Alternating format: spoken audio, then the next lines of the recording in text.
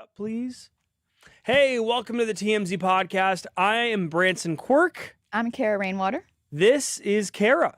Hello, everybody. Welcome. Hey. You are on our social media team. Yes. Social media content creator. Yes. It's been a little time. Yeah. It's been like, what, 3-4 months? 3-4 months. Yeah. How are you liking TMZ working here so far? I love it. I'm not going to lie. The environment is chill. I like to talk. I could yap all day. So it's perfect. I agree. I love it. I love being here. And I'm not just saying that. I think of any other job I could be at. And I hate to say it, but I talk to my friends each day and like what their days were like. And what's my complaint? Like, oh man, like I wasn't able to go pick up my sandwich from this lunch place. Whatever. Not a big deal. I got to gossip about this and that and get the tea. Right. That's my favorite part, the tea. Right, exactly. I live for the tea. So Kara, she makes, if you go on TMZ's Instagram, you'll see her all over the place. She makes a lot of the viral videos. You're telling stories. Yes. Right? So like what was your background like before TMZ? Were you involved like in social media before this? Yeah, so I was like an influencer. Well, I just graduated college last year. Oh, sweet. Okay. Yeah, so I was doing Southern University in Louisiana. Oh, cool. Okay. Go Jaguars. Yeah, so I was in school. I was doing my little influencing stuff. Had some like brand partnerships, just kind of like filming my life, authentically. And then I love celebrities. I love the mess. So you love the mess? I do like the mess. Some people are just born to like the mess. I like the mess, Not to say that I'm messy, but the mess is interesting. And, I'm from LA. I think you're messy. You think I'm messy? Yeah. Oh, do I get messy vibes? I know, not just you. Everybody in this building is somewhat messy because we like messy. You have to have a little bit of messy. Like, yeah, a little bit of messy is healthy. Yeah, it is. It's very healthy. It's very transparent. Speaking of transparency, we are going to talk today about what you clicked on here. This couple, they are under fire. We did it this morning, and you guys were amped up about it. So we actually spoke with this couple, Jesse and Ashley Ridgway, better known as McJuggerNuggets on YouTube. Very popular YouTubers. Now, they have been documenting their pregnancy journey from the time they announced the pregnancy. And then it was yesterday when they announced that they found out that their baby had been diagnosed with Down syndrome. And then they decided to terminate the pregnancy. They posted video of them reading the announcement. So before we get into the new update, because we actually spoke with these people today and we have footage of this interview, let's play that for you now. Here we go. So we're going to see the result. I have to download the official report. Abnormal insight result. Consistent with trisomy 21. No. What is it? Wait. Where are you seeing this?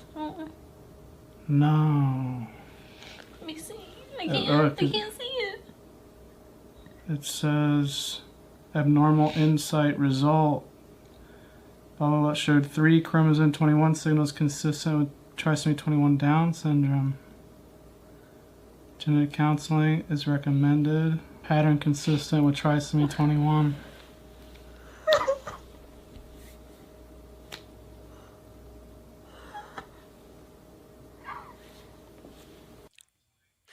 Wow. That's a lot. It's hard to respond to this video because a lot of people have their stances on this. This goes deeper than just the baby being diagnosed with Down syndrome. It also goes to the abortion conversation. So a lot of people have their opinions, but later on in the day today on TMZ Live, we had Jesse and Ashley on. They spoke with Harvey and Charles, and they gave their frightening situation that they have going on. Ever since this came out, not just under fire, they're getting death threats. And they went into detail about exactly that. But I feel like the world is almost lacking in that vulnerability. With the death threats and everything, it has been shocking. Close people to us, very judgmental, religious based, saying we're going to burn in hell. We deserve to die. I don't deserve to be a mother because of, the decision that we just made. Yeah, we had a gate installed. I have a gun next to my nightstand because it's been getting so ridiculous. And they've been coming to emails, DMs, you name it. It's been, we've seen the darkest side of humanity through this process. There we go. Sorry, I muted us. Yeah. So that's the thing is when you are going to be transparent with the world on a decision like this, very controversial, you open yourself up to situations like this, right? Yeah, I think, taking the risk of even kind of posting and sharing it, of course, like it could be inspiring for some people or maybe mothers who have dealt with this, but I think it does open the door for a lot of BS, honestly. It really does. The internet always has something to say, especially about these particular topics. I wonder if were they kind of prepared for this? They kind of know that this was probably going to be making headlines and be a whole, this is kind of a big deal. I've been seeing it everywhere, but they probably didn't assume that it would be this bad, and they would have to, like they said, sleep with a gun. And the hard part is too, they make their videos at their home. So it's not hard for people to figure out where they live. Yeah. So you can imagine, I mean, a couple like this is not, Jennifer Lopez. They don't have security watching the house. That's what makes it even scarier. Yeah. Like they're just sleeping in their beds. And there's a lot of people out there that have their stances on these two particular subjects, and they will go to the extreme to get their message across. So I'd be locking my door, but the thing for me is, and Devin spoke about it this morning, and he said, Devin is our co-host on the TMZ Morning podcast. He spoke in depth about how, and I didn't know this, but this is a test that most parents get before or during pregnancy. Have you heard of this? I have, yeah. It's like where you find out if there are birth defects, which is just very normal. And then it is normal or common for parents to have a conversation just about the results. And so, but these two, now I'm going to get opinionated. Let me hear it. These two decided that they would set up their tripod. If you don't know how hard it is to set up camera equipment, it takes a lot. It's an effort. Yeah, that they sat there, put that camera up. They brought it together. They put the tripod down. They put the light on. They made sure the audio was good. They tested the audio, made sure the shot looked good. And then they sat there and said, all right, we're going to read our announcement before we even read it ourselves. Right. We're going to do it in front of the camera. And that goes back to today's day and age. I think we're all just living for social media sometimes. I feel like that could be a private moment, right? I mean, if that's what they do, I guess they're influencers, so they might want to share their life. But I don't know. Not everything has to be shared. I have a honestly. theory. What's your theory? My theory is that they did read this email beforehand. And they reenacted it, basically? Yes. And then set it up, reenacted it. Maybe just reenacted exactly the way that they felt, when she reacted like she was crying. I just have a very hard time believing that they read that on camera transparently like that. And then kept the camera just rolling. I would have I don't know. It does seem a little fishy. Because honestly, I'll be real with you, I've never heard of these people before. Yeah, I haven't. Have you? I had to do my research. I didn't know who these people were. And now I do. So how many times in the past have we seen people do things like this to get attention, to create headlines, and generally, for them, you're going to lose some of your fan base, but at the same time, they might gain some new fan base a little bit because there are people that agree with exactly what they did. And so at the end of the day, this is going to blow over all of this controversy, and they're going to walk away with more subscribers, more views, more money, more clicks. They're monetizing the heck out of this.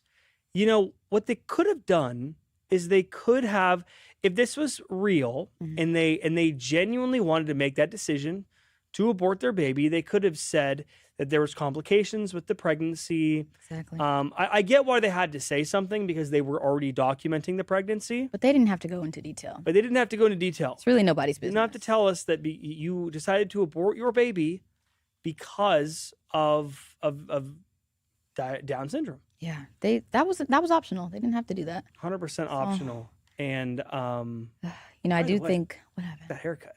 Oh yeah, he's a little scruffy, a little rough around the edges. Did you watch Smosh growing up? No, I didn't. If you know Anthony Padilla, Sam. No? Oh, never mind. But this is like the old YouTuber look. This is Really? this It is like is. OG YouTube, like 2010. It's giving like Shane Dawson. Yes, That type Shane of vibe. Dawson, great example.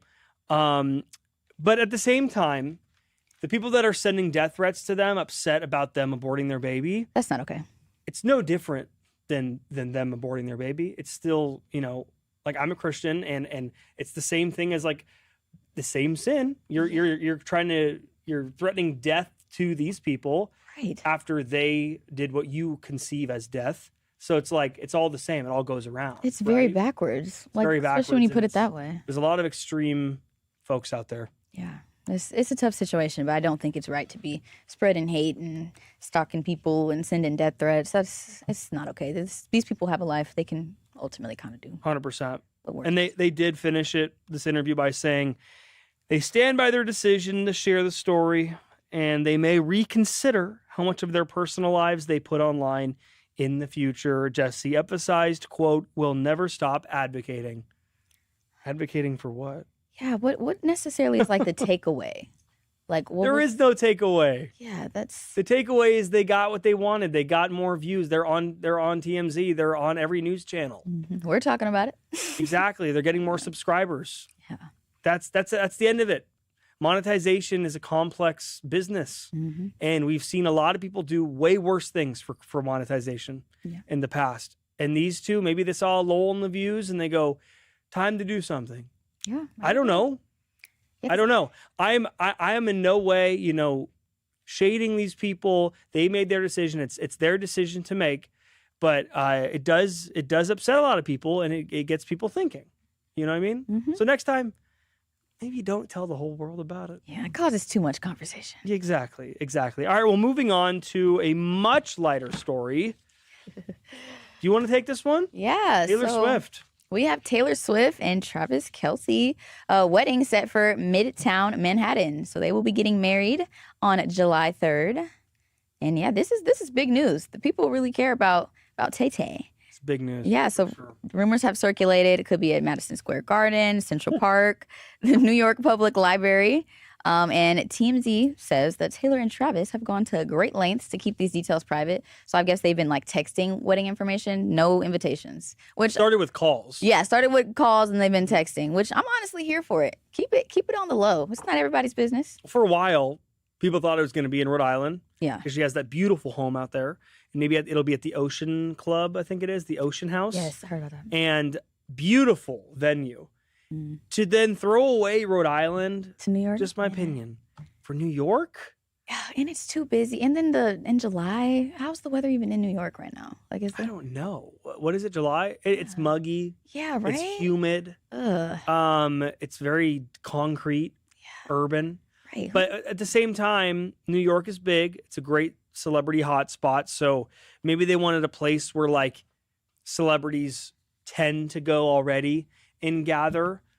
Which makes sense. Like I kind of understand that. Yeah. So that's the big news though, is that we didn't know where it was going to be, but we found out exclusively it's going to be in Manhattan, somewhere in Manhattan. Do you know how big Manhattan is? I actually don't. I honestly don't. I've been to New York like 2-3 times. I don't know how big Manhattan is, but somewhere in that Yeah, radius. somewhere over there. Somewhere. Who's going to be at this wedding? Because so far we have 2 confirms, Karlie Kloss and Benson Boone. But like that's not who we want to hear. Like who's going to be there? Honestly, it's gonna be big. Like I'm thinking, like I know Selena and Taylor. Are they still? I feel Selena for sure will be yeah, there. of course Selena will be cool. Demi probably. Is she going to have bridesmaids? Right? Like is Selena gonna be a bride? 100%.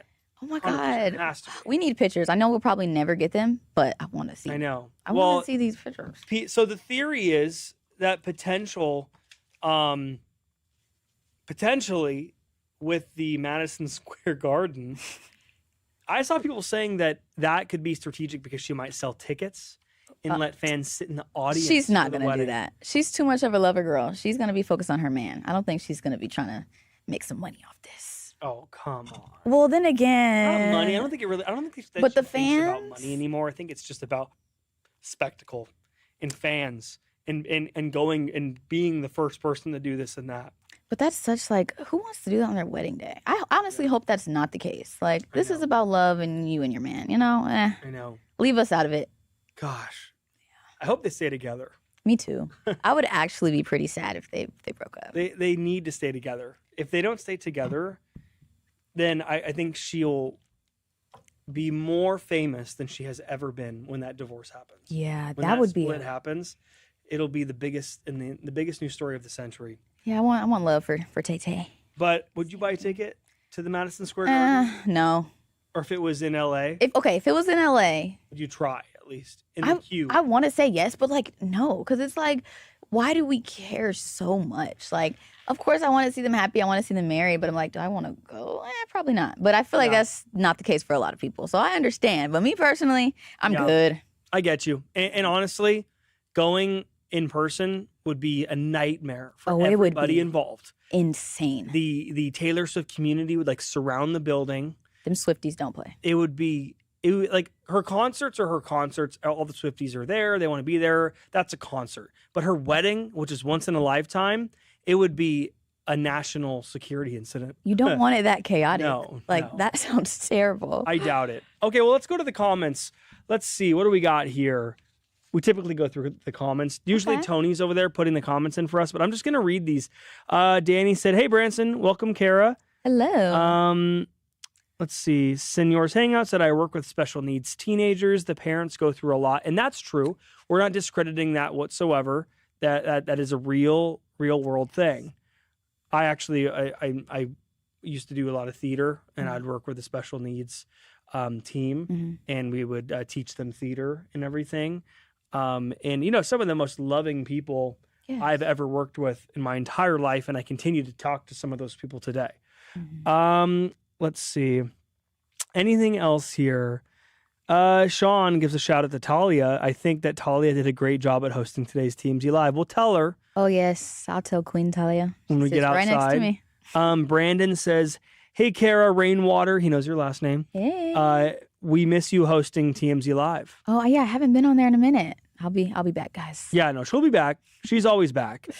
Seniors Hangout said, dangerous way to get clicks. There's some scary people out there with guns. 100%. Brandon said, have a great weekend, Branson and Kara and Lauren, the intern. Lauren is coming back, actually. Don't tell her I told you that. She wanted to fake you guys out, but she left for the spring internship, but she's coming back for summer. Anything else here? Brandon said maybe Sabrina Carpenter will be there. She opened up for Taylor during the Eras tour. 1,000,000,000% Sabrina Carpenter. Sabrina will be there. Love that. Do her exes go? I don't think so. She has so many though that she's probably cool with. Like, it's probably not bad blood with all of them. Like so I feel Styles. like right, it'll be like 2 or 3 exes in the building. Here's the thing: if she can have an ex in the building, then Travis can have an ex in the building. Nope. Kayla Nicole. Nope. By the way, I don't know if many people know this, but Kayla Nicole. She used to work here. She used to work here. Yeah. At TMZ, just outside that door right there. Yes, I actually found that out. I was like, oh my God. I know. Travis Kelce's ex-girlfriend. Okay, any last minutes here? Let's get out of here.